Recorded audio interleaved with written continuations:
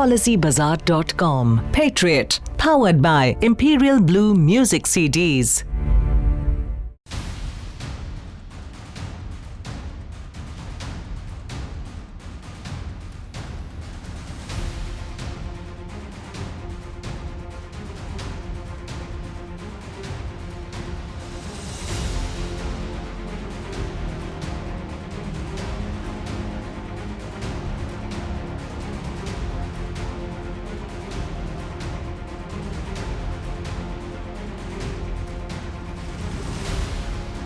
दोस्तों, इस वक्त हम साउथ कश्मीर में हैं। आप देख रहे हैं पहाड़ियाँ, ये वादियाँ कश्मीर वैली की, और ये बड़ा ख़तरनाक इलाका है आतंकवाद के।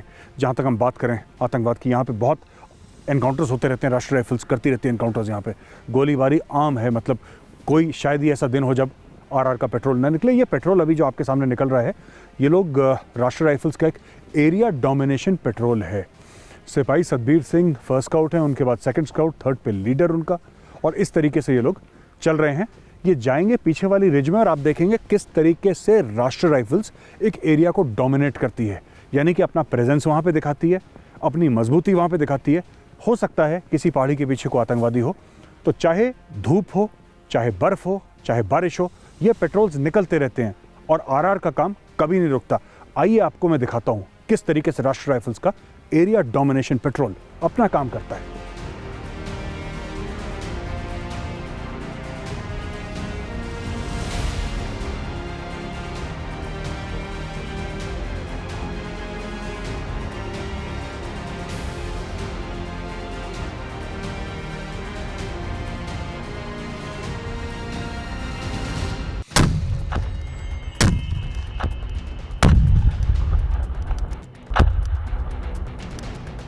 दोस्तों, इस वक्त हम रानीपुरा लॉन्ग रेंज में हैं, फील्ड फायरिंग रेंज में, और यहाँ पे कुछ वेपन्स हैं जो आज 19 आरआर की टीम चलाने वाली है। मैं वेपन्स से आपकी वक्फियत एक बार करवा दूं कि आप लोग समझ जाएं कौन कौन से वेपन्स हैं, और इनमें से कुछ वेपन्स जो आज फायर होंगे। ये है 7.62 mm medium machine gun.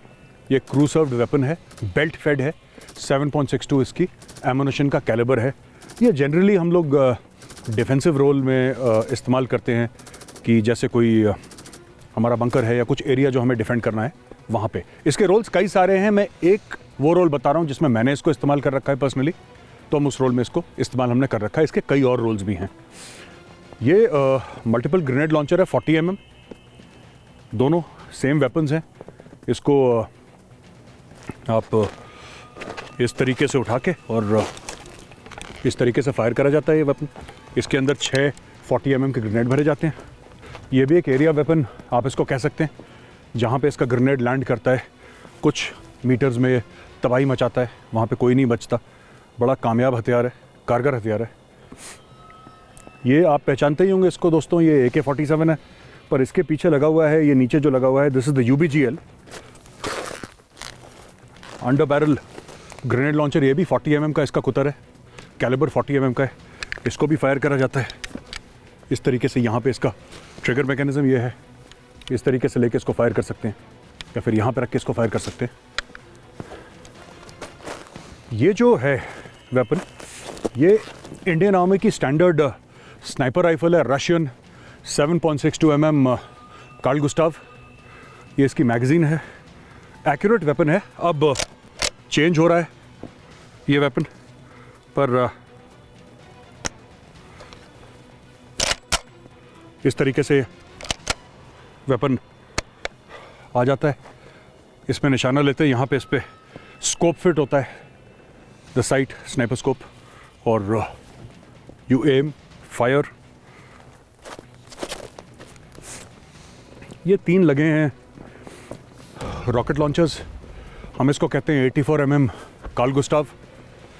Originally ये स्वीडन का वेपन है, इंडिया में भी अब मैन्युफैक्चर हो रहा है। इसको मैं ज़्यादा पहचानता हूँ, ये वाला मैंने चला रखा है, ये पुराने टाइम का है। ये दोनों तो नए हैं, बट 84 mm के ही हैं। एमुनेशन इसका एक ही होगा, है ना? इसका एमुनेशन एक ही, ये पुराना है। इसमें भी मैग्नीशियम का रॉड होता है, यहाँ पे जो हम इसको चार्ज करते हैं मैग्नीशियम का रॉड होता है। ये इसका बैरल है, ये यहाँ पे ये वेंचुरी बोलते हैं इसको। और ये जो वेंचुरी है, वेंचुरी अब आप देखेंगे इसकी फायरिंग, आप देखेंगे कि किस तरीके से जब फायरिंग होती है तो वेंचुरी से आग निकलती है। तकरीबन 15 मीटर बोलते हैं कि 15 मीटर का इसका एक बैक ब्लास्ट का एरिया होता है। तो लोगों को ये बताया जाता है कि अब इसके जब ये वेपन फायर कर रहा हो इसके पीछे ना खड़े हों। यहाँ से इस ये मैकेनिज्म करके खुलता है, फिर रॉकेट इसके अंदर लोड करा जाता है। बहुत ही अच्छा हथियार है। फिर ये 51 mm, बहुत पुराना हथियार, बहुत काबिल हथियार, कारगर हथियार 51 mm। इसमें भी 2 लोगों की टीम होती है, एक फायर इसको करता है इस तरीके से। अब मैं काफ़ी कुछ भूल गया, लेकिन शायद इस तरीके से फायर करा जाता है। हो सकता है मेरे पैर गलत हों इधर, लेकिन you fire like this, load like this, इसको ऐसे फायर करा जाता है। इसके अलावा ये इसको AGS कहते हैं। ये भी रशियन वेपन है, ऑटोमेटिक ग्रेनेड सिस्टम। पहले के समय AGL होता था हमारे टाइम पे, अभी भी AGL है, लेकिन AGL फेज आउट हो रहा है और AGS है। ये इसका ट्राइपॉड है नीचे, ये इसकी मेन बॉडी है वेपन की। ये भी एक बहुत ही अच्छा हथियार है, लाइन ऑफ कंट्रोल पे बहुत कामयाब हथियार है। और आई डोंट नो यहाँ पे RR इसको इस्तेमाल करती है कि नहीं करती, लेकिन जब आपको पिन पॉइंट एक्यूरेसी से कोई ग्रेनेड एक खिड़की के अंदर डालना हो, आप इस हथियार से डाल सकते हैं। काफ़ी एक्यूरेट हथियार है ये। और इसको दोस्तों हम आपको बता ही चुके हैं, मीडियम मशीन गन जो पहले वेपन लगा हुआ था, सेम वेपन है, बेल्ट फेड। इनफैक्ट ये आपको दिखाएंगे इस्तेमाल करके। ये यहाँ से इसका कवर खुलता है, यहाँ पे फिर इसका एमुनेशन लगाया जाता है। इसको बंद करके यहाँ से चार्जिंग हैंडल जो इसका कॉकिंग हैंडल, उसके बाद फायर करा जाता है। ये हम आपको दिखाते हैं फायरिंग, ख़ास तौर से रॉकेट लॉन्चर की। आपको बड़ी अच्छी लगेगी, MMG की, स्नाइपर की, किस तरीके से लॉन्ग डिस्टेंस पे एक खास टारगेट को अक्वायर करके उसको एलिमिनेट किया जाता है। ये मेरे साथ हम आपको दिखाते हैं यहाँ पे रानीपुरा फील्ड फायरिंग रेंज में राष्ट्र राइफल्स का कमाल।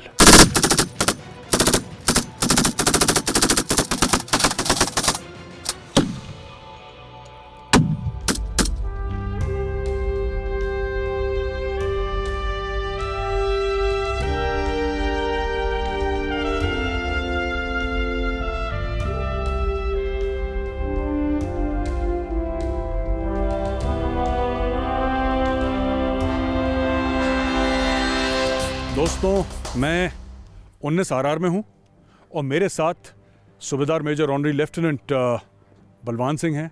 मैं इनसे बात करना, कई बातें मैंने इनसे करनी हैं और बड़ी इंटरेस्टिंग कहानियाँ भी हैं इनके पास। आइए इनसे मिलते हैं और फिर आपके पास एक कहानियाँ लेकर आते हैं। साहब, आपका स्वागत है पेट्रियट में। और सब लफ्तानी लगी, इसके लिए बहुत बहुत मुबारक हो। हमारे सामने कल हमने भी मिठाई खाई थी। थैंक यू सर, और मेरे परिवार की तरफ से आपको बहुत बहुत धन्यवाद साहब, आपको पूरी से। बिल्कुल, थैंक यू साहब, थैंक यू, बहुत बहुत धन्यवाद साहब। सबसे पहले शुरुआत करेंगे, ये जो यहाँ पे ये पोस्टर लगा हुआ है, आधा शेर है आधा सिपाही है, ये क्या है, इसका मतलब क्या पोस्टर का? साहब, जो खालसा है जी, वो शेर से कम नहीं है जी, ये बिल्कुल एक्चुअल में है और सही भी है जी। और यहाँ नहीं, हमारे हजारों लाखों साल पहले का ये पूरा गवाह है जी। और शेर से कम नहीं है खालसा जो है जी। तो आप ये कह रहे हैं कि जब सिख जो सोल्जर है, सिपाही है, एक सिपाही जब है, वो मैदान जंग में जाता है तो शेर वो शेर बनता है और शेर से कम नहीं होता, शेर से कम नहीं होता, बिल्कुल नहीं होता। अच्छा। और हर टाइम तैयार रहता है, जी, तैयार होता है लड़ाई के लिए। बिल्कुल बिल्कुल। अच्छा साहब, आपको कितना, आपने फौज कब ज्वाइन करी थी? मेरे को मार्च 1988 में ज्वाइन किया था। जी जी। और अभी तकरीबन मेरे को 31 साल हो गए फौज में। अच्छा। और ये सौभाग्य है मेरे जो भारत सरकार का, जिसने मेरे को आज ये कल लेफ्टिनेंट दिया है और ये मैं उसका शुक्रगुजार हूँ। बिल्कुल, भारत का सैनिक। बिल्कुल। साहब, एक बात बताएं, आपकी यूनिट कौन सी? आप तो अभी 19 RR के हैं, बट वैसे आप कौन सी यूनिट? मैं जो रिक्रूट आया था जी, भर्ती होने के बाद में सिखलाई में, मैं रेजिमेंट में मैंने ज्वाइन किया था जी। और 1989 में मैंने 2 सिखलाई में 2 सिखलाई गए। 2 सिखलाई में मेरे को आज भी मेरी पलटन ग्लेशियर में है जी। और मैं बहुत याद आती है। और सब अफसर साहब याद तो आती होगी ना? आज ये मेरे को रैंक दिया है, सभी अफसर साहब, JCO साहब, बाहर से ही बहुत फोन आते हैं। मेरी 2 सिखलाई है, वैसे मदर यूनिट 2 सिखलाई है। बिल्कुल, जिसने ये मेरे को देन दिया है। पूरा संपर्क है अभी? बिल्कुल बिल्कुल। वो तो रहेगा ही। हाँ जी, रहेगा। वो तो जिस दिन आप रिटायर होगा उसके बाद भी होगा? उसके बाद भी रहेगा। और हर टाइम हम 2 सिखलाई को याद करते हैं ना? बिल्कुल बिल्कुल। और साहब, पलटन तो पलटन ही है फिर? पलटन है साहब, है ना? हाँ, अच्छा साहब, एक बात बताइए, यहाँ पे मैंने ये देखा है कि जो सोल्जर हैं 19 RR के। सर 19 RR के सोल्जर का इतना माइनस टेम्परेचर है यहाँ पे, हवा ऐसे चलती है कि लगता है हड्डी काट दे, इतनी ठंडी हवा में। सर बहुत ये ज़्यादा। इतना मोराल हाई कैसे रहता है बंदों का कि ऑपरेशन करो रात को 2 बजे चल रहा है, कोई दिक्कत नहीं साहब, चलो। ये देखो मोराल साहब, कैसे बनता है ये? सबसे पहले तो जो मोराल है हमारे ये 19 RR में जी। हर एक स्टेट के हैं, जी। हर एक भाषा के लोग हैं, जी। जिसको हम मिला तुला के 19 RR बनाया है, RR बनाया है जिसको आर्मी ने। जी। और ये इनका इतना अच्छा मोराल है, जैसे बुरहान वानी जैसे, जी और लश्कर तोबा का था एक मिलिटेंट था जो, जी उसको हमने ये हमारी 19 RR में मारा है, बिल्कुल घेर के मारा है और बिल्कुल तरीके से मारा है उसको। बंदे आपके मुस्कुराते बिल्कुल रहते हैं? मुस्कुराते, कोई आज को चाहे रात को 2 बजे जाएं, चाहे 1 बजे जाएं या 3 बजे जाएं, मतलब रानीपुरा पे हर टाइम मिलते हैं। रानीपुरा पे बर्फीला तूफान बहुत।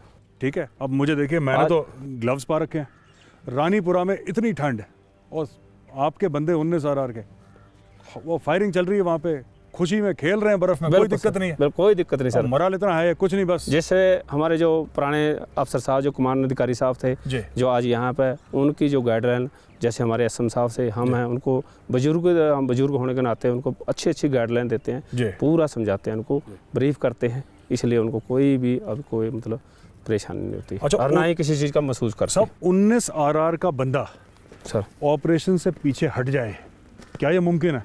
नहीं हटेगा कभी, नो मुमकिन नहीं हटेगा, जान चली जाए नहीं हटेगा? बिल्कुल चली जाती है, कुछ नहीं, जो भी होगा कोई किसी से डरने की जरूरत नहीं है, बिल्कुल शेर की तरह चलते हैं लोग हमारे। और कभी भी नाक या मतलब कहीं इसमें मन में गिला शिकवा पास में जाए, ऐसे कुछ भी कोई वो नहीं है, बिल्कुल एकदम तैयार रहते हैं। जब भी बताओ, चाहे रात को बताओ, सुबह बताओ, 10 जब भी मर्जी बताइए। अच्छा, तो SM साहब, आपके यहाँ RT वाले भी बंदे हैं? RT के, ASC वाले भी होंगे? ASC, ऑर्डिनेंस के भी होंगे? ऑर्डिनेंस सबके हैं? सबके कंप्लीट, इसलिए मैं बताया साहब, सभी ग्रुपों के यहाँ पर बंदे हैं सर। अच्छा, EME के भी हैं, सिग्नल के भी हैं, सभी आप अपनी कार्रवाई करते हैं, हर टाइम तैयार है। आपको 19 RR में कितना टाइम हो गया साहब?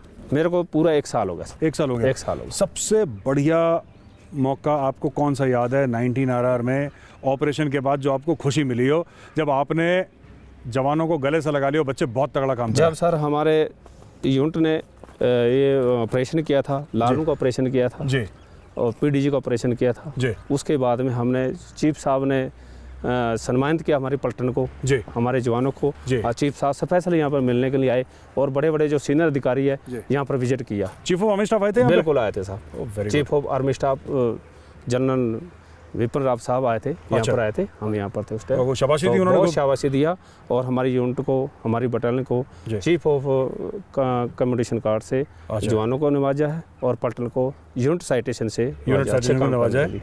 चलिए सर, बहुत ही बढ़िया। और सबसे दुख वाला मौका, कभी दुख भी हुआ है कि बंदा ऐसा? वो दुख नहीं है, वो हमारी शहादत थी। हमारे जवान बिल्कुल हीरो थे हमारे, जो कि कहीं भी उसको हम भूलते नहीं, और ना ही उसको आर्मी भी और भारत देश हमारा बिल्कुल उनको भूलता नहीं, हर समय से याद। जो शहादत है उसकी फौजी खुशियां मनाता है? बिल्कुल मनाता है। ठीक है, दुख तो होता है, चलो अपना साथी चला गया, साथी चला गया, नॉर्मल सी बात है। हाँ जी, लेकिन आप कहते हैं कि ऐसा कोई दुख नहीं, वो हमारे लिए गर्व की बात है। गर्व की बात है, छाती चौड़ी हो जाती है। बिल्कुल, हमारे देश में जहाँ पर भी हम उसको याद करते हैं, जब सभी शहीदों को जी।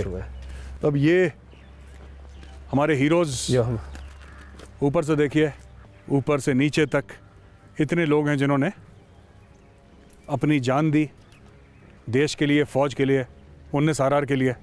इन सबको याद करती है 19 RR? ये सारे हमारे जो हीरो हैं, 32 हीरो हैं जी हमारे, जिसमें हम इसको हमेशा याद करते हैं। और जब मैं सुबह आता हूँ अपने रूम से आके, सबसे पहले इनको मैं सलाम करता हूँ जी। और हर डेली, हर जो सबसे पहले आके, मैं कहीं भी जाता नहीं, ऑफिस में नहीं जाता, सबसे पहले यहाँ आके इनको सलाम करता हूँ। उसके बाद में गुरुद्वारा साहब, जब हमारे कमान अधिकारी साहब यहाँ पर आते हैं, सबसे पहले इनको आके जरूर 2 मिनट जरूर देखते हैं साहब। अच्छा। और जिसकी वजह से 19 RR के हीरो हैं, इनकी कारण हम 19 RR यहाँ पर खड़ी है। बिल्कुल साहब, बहुत अच्छा लगा आपसे बात करके। और आपका जोश, आपका जज्बा लग नहीं रहा साहब 30-32 साल निकल गया, अभी भी लग रहा है कि जैसे नया बंदा आता है ना सर, कोई जो रेजिमेंटल सेंटर से, वही जोश है अभी भी है। बिल्कुल बिल्कुल जोश है, और जोश रहेगा सब, जोश रहेगा बिल्कुल बिल्कुल। बहुत अच्छा लगा बात करके।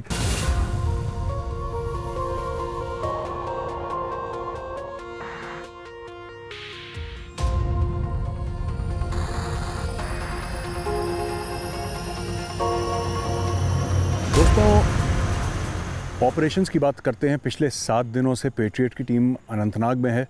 हम लोग 19 RR के साथ रह रहे हैं और हर रात बिला नागा हर रात यहाँ पे टीम्स निकलती हैं ऑपरेशंस के लिए। कई बार कुछ हाथ लगता है, कई बार नहीं लगता, लेकिन ऐसा मैंने एक दिन नहीं देखा जब 19 RR रात को ऑपरेशन में न गई हो। दिन में भी इनके ऑपरेशंस होते हैं, पेट्रोलिंग होती है लगातार 24/7, काम कभी रुकता नहीं है। एक ऐसे ऑपरेशन के बारे में हम आपको आज बताएंगे जो हाल ही में कुछ समय पहले हुआ था। जो ऑफिसर हैं जिन्होंने ऑपरेशन लीड करा था, उनका नाम है मेजर हेमंत दत्ता। वो हमारे साथ हैं। मेजर हेमंत, आपका स्वागत है पेट्रियट में। Thank you sir. ये कौन सा ऑपरेशन है जिसके बारे में आज आप हमारे दर्शकों को बताना चाहते हैं?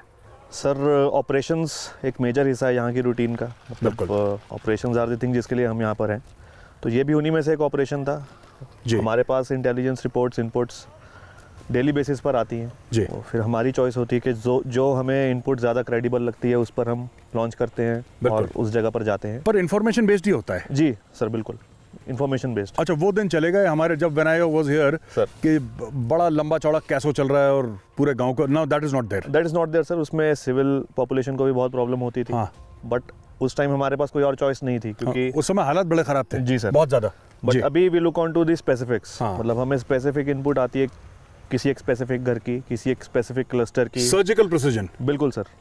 And we have got the details. हमारे पास पूरा डेटा रेडी होता है, हमारे पास रेडी रेफरेंस में पूरा सेंसस डाटा होता है, तो हम स्पेसिफिक्स लॉन्च करते हैं। तो ये भी एक ऐसा ही ऑपरेशन था जी। एक तो यहाँ पर सर मैं मेंशन करूंगा, एक सिनर्जी है हमारी जेके पुलिस और सीआरपीएफ पैरामिलिट्री के साथ। काफ़ी अच्छी है हमारी सिनर्जी है, तालमेल है। तो ये इनपुट भी हमें पुलिस से प्राप्त हुई थी जी। और अच्छा इंटरनेटवर्क है पुलिस का जी सर। पुलिस बीइंग इनसाइडर्स यहीं के रहने वाले हैं और काफ़ी मोटिवेटेड हैं जी। और हम सभी एक ही तिरंगे के नीचे काम कर रहे हैं और वो भी काफ़ी दे आर वेरी पैट्रियोटिक, काफ़ी अपने देश के लिए काम करना चाहते हैं और कर रहे हैं। तो कोई भी इनपुट आती है वो हमें सीधा बिना किसी मिलावट के एकदम पास कर देते हैं जी। तो ये भी एक ऐसा ही ऑपरेशन था। हमें पुलिस से बिल्कुल स्पेसिफिक इनपुट हासिल हुई रात के तकरीबन 11:30 बजे बिल्कुल। और वो इनपुट सीओ ने हमें शेयर की। और जिस लोकेशन की ये इनपुट आ रही थी वो लोकेशन काफ़ी हम फ्रीक्वेंटली जाते रहते थे क्योंकि हमारा एरिया था वो, that was our area responsibility. तो वहाँ पर हम पेट्रोलिंग करते थे डेली बेसिस पर बिल्कुल। तो we were quite aware about the area कि उसकी ज्योग्राफी क्या है, कितने घर हैं, एंट्री पॉइंट्स कितने हैं, एग्जिट पॉइंट्स कितने हैं, और पीछे ऑर्चर्ड्स हैं, ऑर्चर्ड्स के बीच में से रास्ते कितने हैं, कहाँ कहाँ वायर्स लगी हैं, कहाँ कहाँ वायर्स नहीं लगी।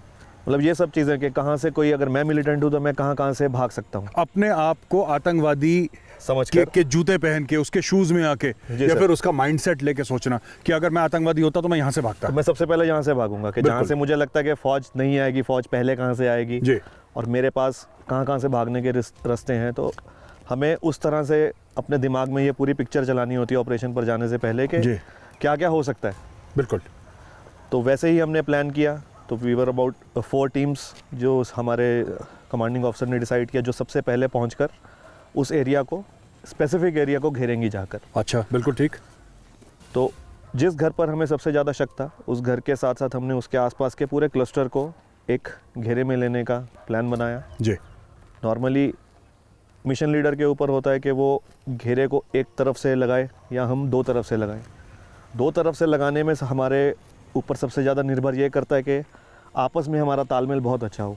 हम जब घेरा लगा रहे हैं दोनों तरफ से तो एक ही टाइम पर घेरा लगे, हम एक ही टाइम पे शुरू करें और एक ही टाइम पर ख़त्म करें ताकि बीच में देयर इज़ नो डाउट या देयर इज़ नो स्कोप कि anyone could escape from that. बिल्कुल, लिंक ना टूटे वो जी सर, बिल्कुल एक साथ जी बिल्कुल। तो उस दिन हमने यही डिसाइड किया हम घेरा अलग अलग लगाएंगे। हालांकि ये मुश्किल था बट एग्जीक्यूशन फेज़ में हमने देखा कि हम जो चाहते थे वो करने में हम सफल रहे। हमारा घेरा एक ही टाइम पर शुरू हुआ और एक ही टाइम पर लगा।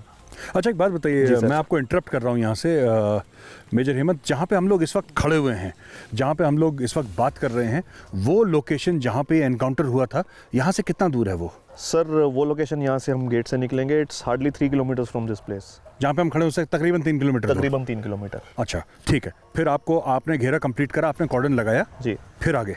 यहाँ पर मैं एक और चीज़ बताना चाहूँगा। जैसे हम जब इनपुट हमें मिली थी, एक यहाँ पर बहुत इन्फॉर्मेशन लीक होने के भी चांसेस होते हैं। तो हमें कोशिश करनी होती है कि हम टारगेट एरिया पहुंचने तक अपना सरप्राइज़ ना लूज़ करें। बिल्कुल। तो वो करने के लिए भी हमारे पास कई तरीके होते हैं, जैसे हम डीडी व्हीकल्स ना यूज़ करें और सिविल गाड़ियों में जाएं। तो उस दिन भी हमने कुछ ऐसी ही प्लानिंग की थी और हम फॉर्चुनेटली बिना अपना सरप्राइज़ लूज़ किए या बिना किसी को भी पता लगे हम रात को तकरीबन 12:30 बजे तक हम उस एरिया तक पहुंच गए थे और किसी को खबर भी नहीं लगी थी जी। और उसके बाद हमने अपना कॉर्डन और घेरे को स्थापित किया था। स्थापित कर दिया जी। इसके बाद कुछ देर तक हम ऑब्जर्व करते हैं टारगेट एरिया को कि वहाँ अंदर कोई शकिया मूवमेंट ना हो, सस्पेक्टेड मूवमेंट, और अगर ऐसी कोई मूवमेंट नॉर्मली होती है या नहीं भी होती है तो हम फिर भी उसे कुछ 15-20 मिनट आधे घंटे तक उस एरिया को अंडर ऑब्जर्वेशन रखते हैं। हम सीधा ही सर्च के लिए we don't go ahead for search, we just observe the area. बिल्कुल।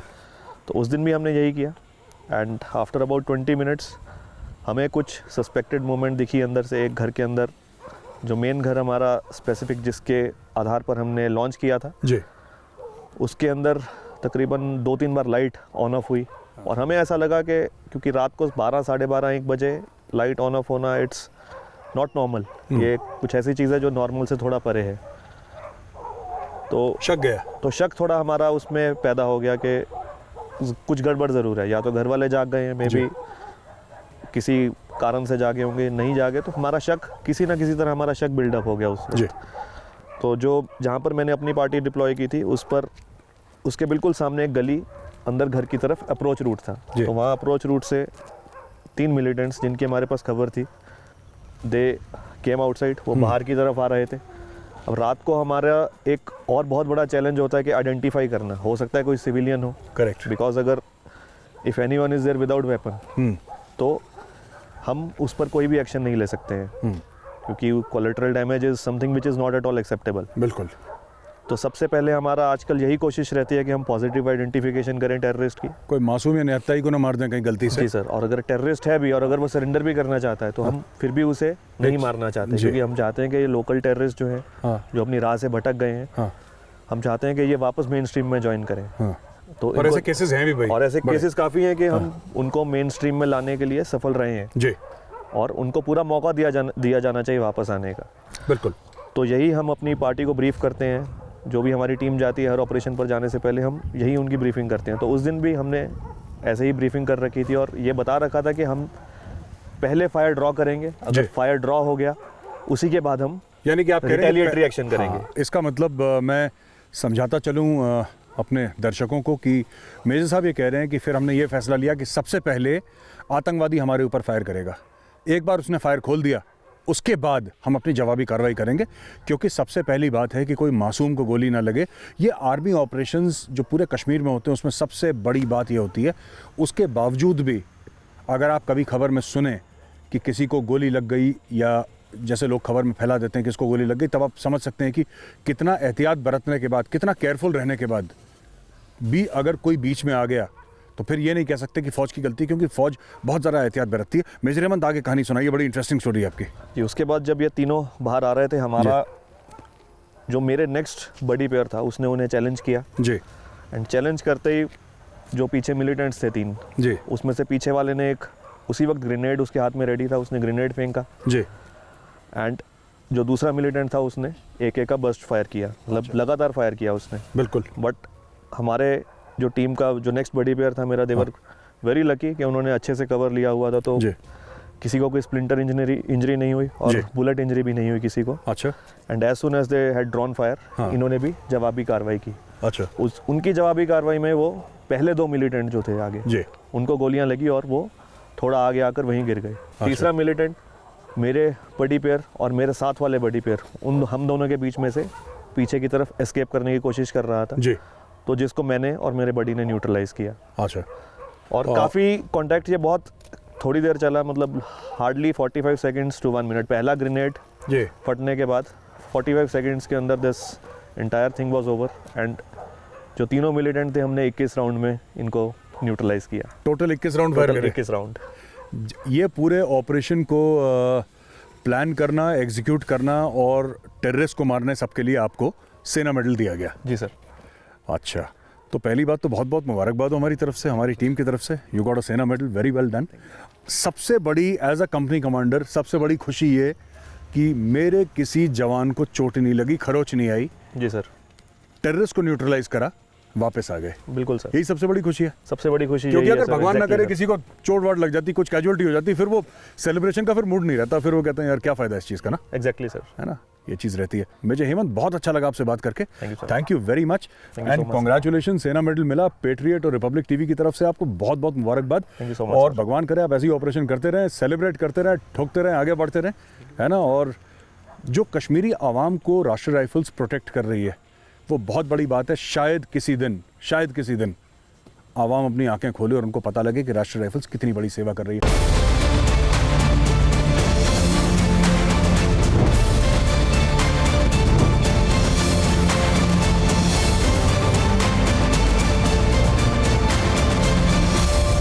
PolicyBazaar.com. Patriot, powered by Imperial Blue Music CDs.